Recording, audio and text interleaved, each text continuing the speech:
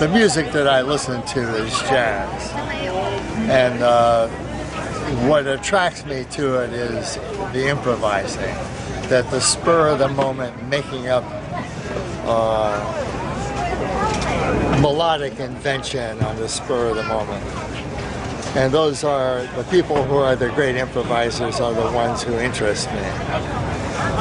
Many of them are no longer with us, like Charlie Parker and Lester Young. And I still find, you should pardon the expression, spiritual enrichment in listening to those solos. I'm not that interested in high fidelity or technical achievements in the recording of the music, because most of the great music of the early years was made on 78s, and there was not much in the way of technical sophistication. But if you listen to those staticky early records, it's like looking at paintings from medieval Europe. They're full of cracks and all kinds of things, but you look at the painting and if it's wonderful, the cracks disappear and you see the painting itself. So when I listen to those Charlie Parker records that were made on Savoy and Dial, they were on 78s. And all the early great Louis Armstrong, which it took me longer to appreciate, were recorded on very primitive equipment by today's standards. But some of the people I like are still alive.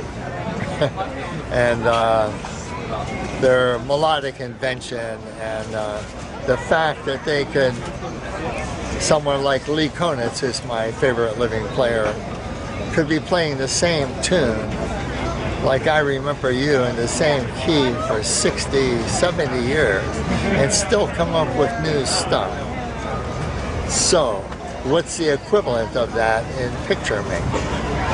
It would be the self-portrait. Somebody like Rembrandt could paint himself for his whole life, and you watched him get older.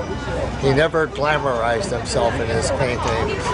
When he looked like an old drunk in his paintings, that's probably the way he looked in real life. Van Gogh was, of course, another one who did a lot of self-portraits. And we know that the reason they did self-portraits was that they could afford a mirror and they didn't have to pay any model fees. And they could do things the way they wanted. But I'm not limited to